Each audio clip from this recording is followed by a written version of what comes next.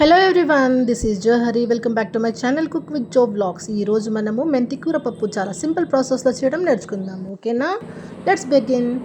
ఇక్కడ నేను ఎంత సింపుల్ ప్రాసెస్ చూపిస్తానంటే మీరు చూసినాక అబ్బా ఇంత సింపుల్లా అనుకుంటారు. సో ముందుగా నేనైతే కందిపప్పు ఒక స్కూప్ తీసుకున్నాను, అంటే ఒక 50 గ్రామ్స్ దాకా తీసుకుని దాన్ని వాష్ చేసుకొని బాగా కుక్కర్లో తీసుకున్నాను. ఆ తర్వాత 1 గ్లాస్ దాకా వాటర్ యాడ్ చేసి కొంచెం టర్మరిక్ పౌడర్ ఉంది కదా, పసుపు, అది కూడా యాడ్ చేసుకున్నా.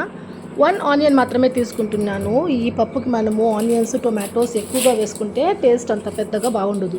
ఈ విధంగా నేను చెప్తున్నాను కదా, చేసి చూడండి. టేస్ట్ అయితే సూపర్గా ఉంటుంది. ఇక ఎప్పుడు మీరు ఈ పద్ధతిలోనే చేసుకుంటారు. ఓకే అండి, నేను ఆనియన్ అయితే పీల్ ఆఫ్ చేసేసాను. ఇంకా రఫ్గా చాప్ చేసుకొని వేసేసేయడమే దీంట్లో. సో చూసారు కదా, ఆనియన్ అయితే కట్ అయిపోయింది. ఇందులో వేసేసినాను నేను.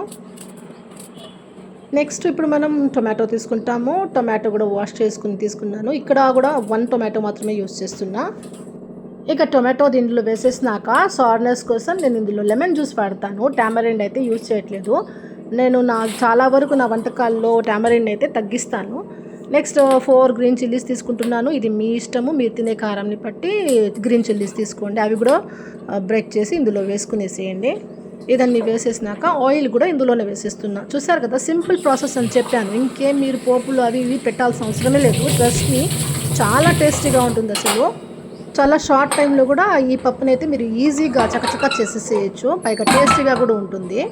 సో ఇలా అయితే ఒకసారి మీరు ట్రై చేయండి తప్పకుండా. ఓకే అండి, నేనైతే కుక్కర్ లిడ్ క్లోజ్ చేసేసాను. ఇంకా స్టవ్ ఆన్ చేసి పెట్టేస్తాను.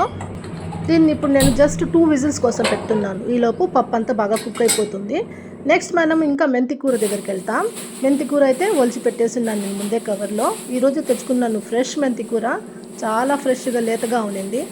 చాలా పెద్ద కట్ట. సో నేను ఇప్పుడైతే వాడట్లేదు, సగం పెట్టేస్తాను నేను. జస్ట్ ఒక 2 హ్యాండ్ఫుల్స్ ఆఫ్ మెంతికూర అయితే తీసుకుంటున్నా. ఇందులో అయితే మనకి సరిపోతుంది.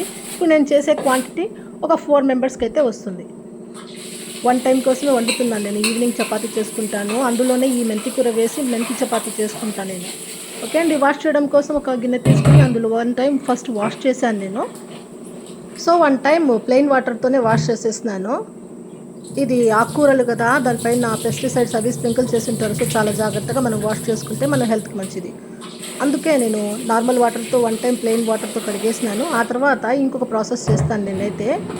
దీనికోసం నేను రాక్ సాల్ట్ తీసుకుంటున్నాను. కళ్ళుప్పు ఉంటుంది కదా, అది 1 స్పూన్ దాకా ఈ ఆకుకూరలను వేసుకునేసి వాటర్ వేసేసి ఒక 2 to 3 మినిట్స్ వదిలేస్తాను. ఈ విధంగా చేయడం వల్ల దానిపైన ఉండే పెస్టిసైడ్స్ ఇంకేదైనా ఉంటే ఆ ఎఫెక్ట్ అంతా అది ఎఫెక్ట్ అయిపోతుంది. సో ఇలా చేసేసి నేను వాడతాను ప్రతిదీ. మీరు కూడా ఇలా ఈ టిప్ని అయితే పాటించండి. వెజిటేబుల్స్ కానీ లీఫీ వెజిటేబుల్స్ కానీ ఇలా మనం సాల్ట్ వాటర్తో కడుక్కోవడం చాలా బెస్ట్ పద్ధతి అండి. ఈ టిప్ మీకు నచ్చింటే ఒక లైక్ ఇచ్చి కామెంట్ కూడా పెట్టండి. ఈ విధంగా 2 to 3 టైమ్స్ నార్మల్ వాటర్తో వాష్ చేసుకున్నాక అగైన్ నేను మినరల్ వాటర్ కూడా యూస్ చేసి ఫైనల్గా ఒకసారి వాష్ చేసేసాను. ఈ విధంగా చేయడం వల్ల మెంతికూర చాలా ఫ్రెష్ అండ్ క్లీన్గా అయిపోయింది. ఇప్పుడు ఇది కుక్ చేయడానికి రెడీగా ఉంది.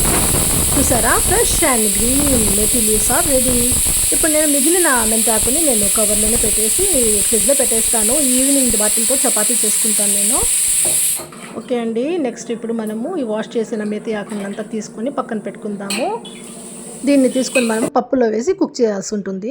ఈలోగా మా అత్తమ్మకి కాఫీ కావాలన్నారు. సో పాల ప్యాకెట్ తీసుకొని పాలు నేను కాస్తున్నాను. కొంచెమే ఉన్నాయి పాలు, సరిపోవు ముగ్గురికి రావాలంటే. సో ఇంకొక పాల ప్యాకెట్ తీసుకొని ఇందులోనే నేను వేసి కాంచేస్తున్నాను. ఇప్పుడు కానీ పాల ప్యాకెట్స్ కట్ చేసినప్పుడు ఈ చిన్న చిన్న పీసెస్ వస్తాయి కదా, అవి అలాగనే పడేయకండి మీరు. అవి వాటర్లో అంతా కలిసిపోయి ఇంకా వాటర్ పొల్యూషన్కి దారితీస్తాయి. అందుకే బెస్ట్ ప్రాసెస్ ఏంటంటే ఈ కవర్లోనే వేసేసేయండి మీరు. ఈ కవర్లోనే వేసేసి ఫోల్డ్ చేసి మనము కవర్స్ ప్లాస్టిక్స్ డిస్పోజ్ చేసేటప్పుడు ఇచ్చేస్తున్నారనుకోండి, రీసైకిల్ అయిపోతాయి ఈజీగా. లేదు అలాగనే మనం పీసెస్ వేసేసినాం అనుకోండి సింక్లో, వాటిల్లో అవంతా వాటర్తో పాటు ఫ్లోలో వెళ్ళిపోయి రివర్స్లో అంతా కలిసి చాలా పొల్యూషన్కి కారణమవుతాయండి అవి. ఈ చిన్న టిప్ ప్రతి ఒక్కరు ఫాలో అవడం వల్ల మనం చాలా వరకు ఎన్వైర్న్మెంట్ని, మన నేచర్ని కాపాడుకున్న వాళ్ళం అవుతాము. ఓకే అండి, నచ్చిందండి టిప్? నచ్చింటే తప్పకుండా ఒక లైక్ ఇస్తారని ఆశిస్తున్నాను. ఓకే అండి, ఈలోగా మనము కుక్కర్ పెట్టినాం కదా 2 విజిల్స్ కోసము. చూద్దాము ఎంతవరకు కుక్ అయిందో పప్పు. ప్రెషర్ అంతా రిలీజ్ చేసినాక చూస్తే ఆల్మోస్ట్ డన్ అండి. పప్పు అయితే బాగా ఉడికిపోయింది. ఇంకా ఫైనల్గా మనం ఈ మెంతికూర ఉంది కదా దాంట్లో కలపాల్సి ఉంటుంది. వాటర్ కూడా ఎనఫ్గానే ఉంది, కొంచెం యాడ్ చేసుకుంటాం వాటర్ కూడా. ఈ పప్పు కొంచెం బాగా థిక్గా ఉంటేనే బాగుంటుంది, మరి పలుచగా కాకుండా. పప్పు అయితే చాలా బాగా కుక్ అయిపోయింది. ఇంకా పప్పు గుర్తు కూడా అవసరం లేదు దాన్ని మెదపడం కోసము. జస్ట్ ఆ గరిటతోనే కలిపేస్తే బాగా స్మాష్ అయిపోయింది. నెక్స్ట్ ఇప్పుడు రెడీగా ఉన్న మెంతి కూర వాష్ చేసి పెట్టుకున్నాం కదా, అది కూడా దీనిలోనే యాడ్ చేసేస్తున్నాను.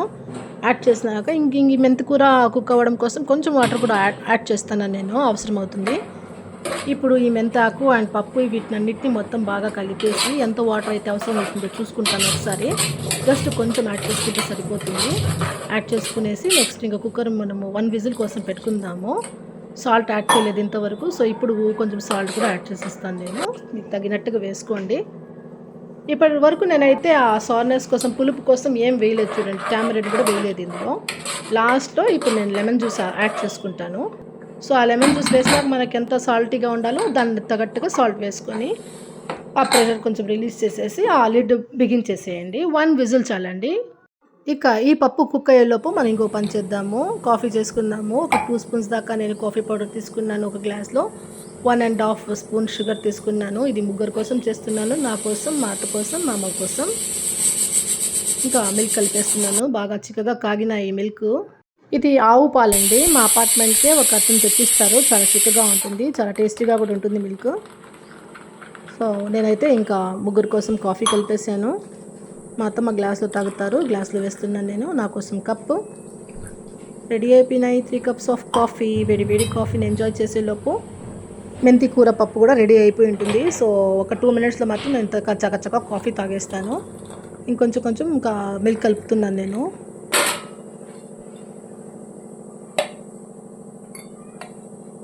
సో నా కోసం, మా అత్త కోసం, మా అమ్మ కోసం కాఫీ రెడీ.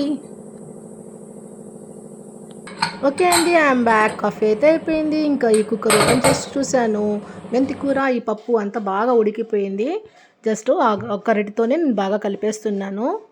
కలిపేసి గుమగుమలాడుతూ ఉంది. మెంతి కూర స్మెల్ అయితే అసలు అదృష్టం కదా, చాలా టేస్టీగా ఉంటుంది పప్పు. ప్లస్ హెల్త్కి కూడా చాలా మంచిది. డయాబెటిక్ పేషెంట్స్ అంతా ఈ మెంతి కూరను ఎక్కువ వాడండి. ఫైనలీ ఈ పప్పుని ఇంకా టేస్టీగా మార్చడం కోసం లెమన్ జ్యూస్ కొన్ని డ్రాప్స్ నేను దీంట్లోనే స్క్వీజ్ చేసేస్తున్నాను. వన్స్ మనము లెమన్ జ్యూస్ యాడ్ చేసుకున్నాక వేడి చేయబాకండి మళ్ళీ ఎప్పుడు కానీ, దాని యొక్క మంచి గుణాలన్నీ పోతాయి. లెమన్ జ్యూస్ని మనం హీట్ చేయకూడదు, పైగా చేదు కూడా వచ్చేస్తుంది కొంచెము, సో అవాయిడ్ చేయండి. సో చూసారు కదా ప్రాసెస్ మొత్తము. ఈజీ అంటారా, టఫ్ అంటారా? చాలా సింపుల్ కదా. మీరు కూడా తప్పకుండా ట్రై చేసుకోండి. వీడియో నచ్చింటే ఒక లైక్ ఇచ్చి మంచి కామెంట్ కూడా ఇవ్వండి. ఇంకా నా ఛానల్ని ఫస్ట్ టైం కనుక చూస్తుంటే తప్పకుండా నా ఛానల్ని సబ్స్క్రైబ్ చేసుకోండి. ఇంకా మంచి వీడియోస్ కోసం నా ఛానల్ని చూస్తూ ఉండండి. Thanks for watching. బాయ్.